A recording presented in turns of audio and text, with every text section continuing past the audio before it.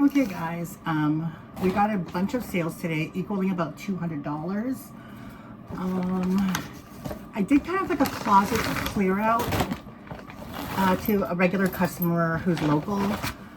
So she got a good deal. I feel like I made some money, not a lot of money, but enough money. Okay, so these are the things I gave her for free. This Michael Kors canvas tote she got for free. This Marc by Marc Jacobs backpack got for free. I think I paid $3 for this. I paid like $4 for this. But and the backpack has somewhere.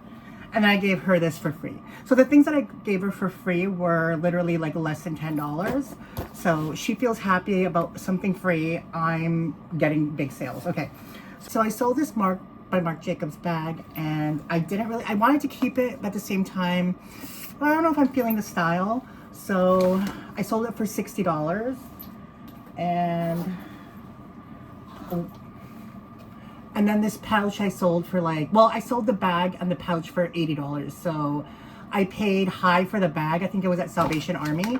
I paid $35, I think. And then this I paid like $4.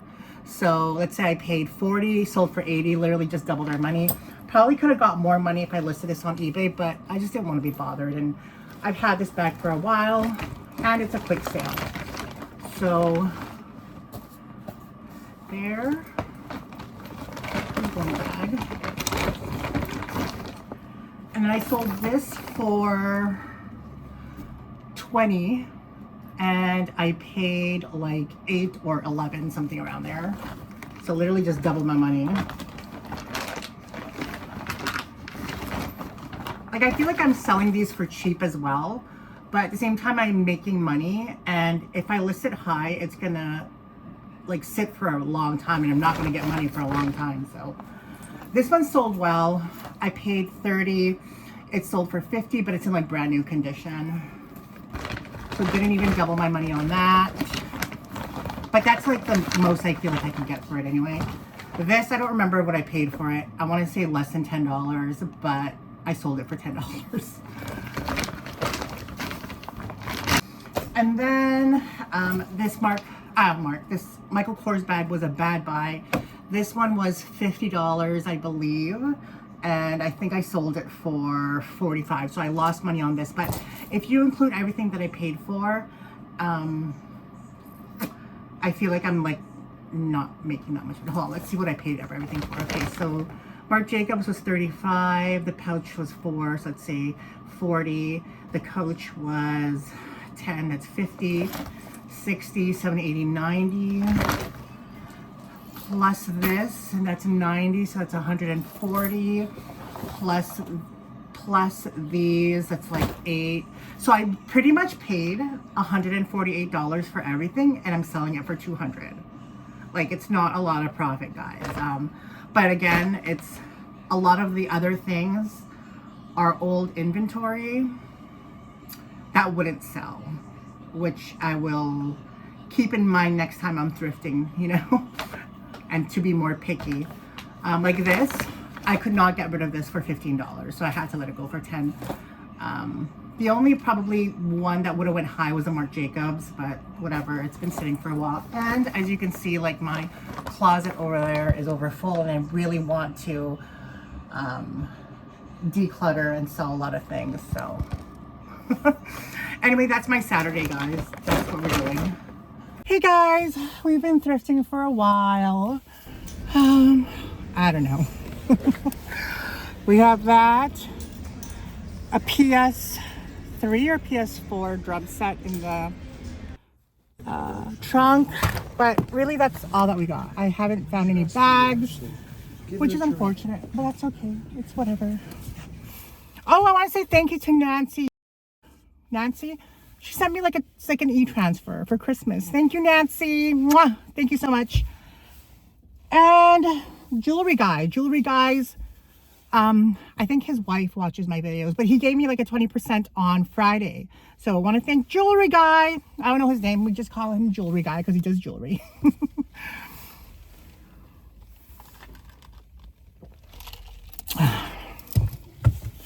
Very slim pickings today because it's Monday.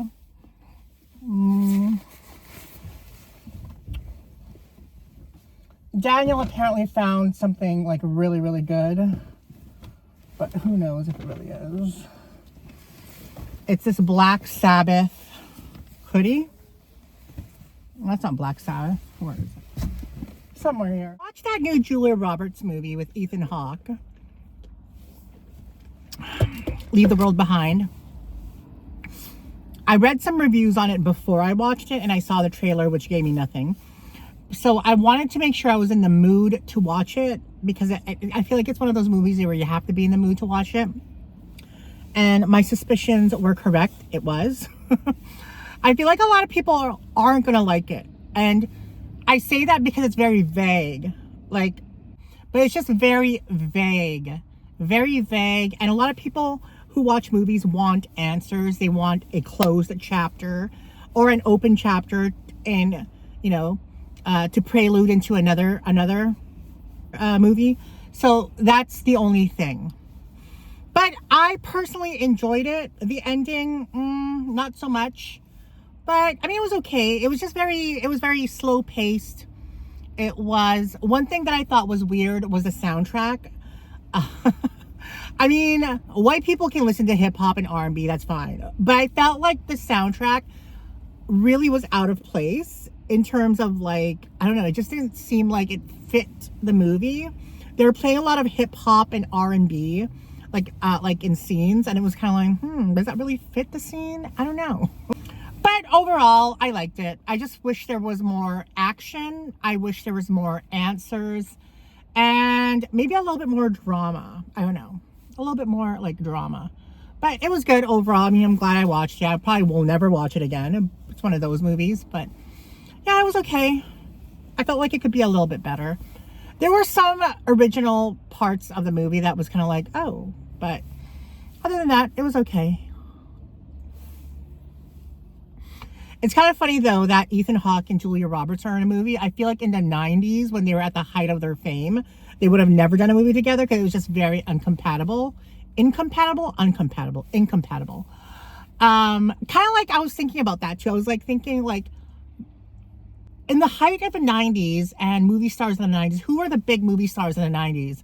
Like, for men, it was Mel Gibson, Bruce Willis, Tom Cruise, Richard Gere, Tom Hanks, did I say Mel Gibson?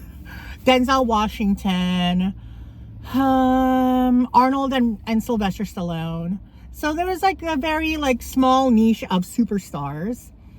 And in terms of women, there were like Julia Roberts, Meg Ryan, Demi Moore, Sharon Stone, Susan Sarandon, Diane Keaton. Who else was like at the height of their fame in the 90s? Gwyneth Paltrow. I feel like she came toward the mid to late 90s though. So yeah, anyway, the point I was getting at, like, they should have like put Tom Cruise and Julia Roberts in a movie together. That would have been kind of cool, because you're taking like two huge movie stars. I feel like the two huge movie stars of the 90s were Julia Roberts and Tom Cruise in terms of man and woman, you know? They should have put them together in a movie in the 90s. Oh, I'm sorry, Brad Pitt also was big in the 90s, so Brad Pitt. And Julia did do a movie with Brad Pitt in The Mexican, released in 2001, but they should have done a movie in the 90s. Anyway, today was kind of like lackluster thrifting Monday. It wasn't anything. I got like a wicker chair, a drum set, a fur hat, and that's it. That is all, guys, for thrifting. I feel like I'm getting in another one of those ruts where thrifting. Today I was just I don't know if it had to do with the sleeping pill that I took, because when I woke up in the morning, I was very sluggish, very slow moving pace. And then I picked up Daniel, and he was kind of getting on my nerves already. And it's not about him, it's just about me, how I feel during the day. It's funny though, like when we went to the first thrift store, he was like, yeah, I found something amazing, but I didn't tell you because I could feel that you were just very down and depressed. I'm like, I wasn't down and depressed. I wouldn't say down and depressed, just not in the mood. I don't want to say bitchy, just not in the mood. That's my mood, not in the mood. Like going to the thrift store and not finding anything over and over and over again all day. It was just kind of like, it's hard when you're like, I don't know. Even like thrifting with Daniel, we've been doing this for 2 years, like over 2 years. 2.5 years I've been thrifting continuously with Daniel. And I don't know. And it's not about thrifting with him, just the whole thrifting in general, I feel like has gotten just very repetitious, mundane. Here's the 2 things that I got that I didn't show in the car. This Tim Biebs brand new with tags fanny pack. I already have one, but it's not brand new, so this one is brand new. It's cool. And then this leather and fur, okay, Loki, leather and fur hat. It's an extra large, so it'll fit like big heads. And when I looked up the brand online, this hat sells for $400. That's like insane. It's made out of otter fur, and it's locally made. It's nice and warm, so when you wear it and you kind of put it down like this, it covers your ears. But it's leather and fur. This one was $6.50, and I used a $2 off. So we got that.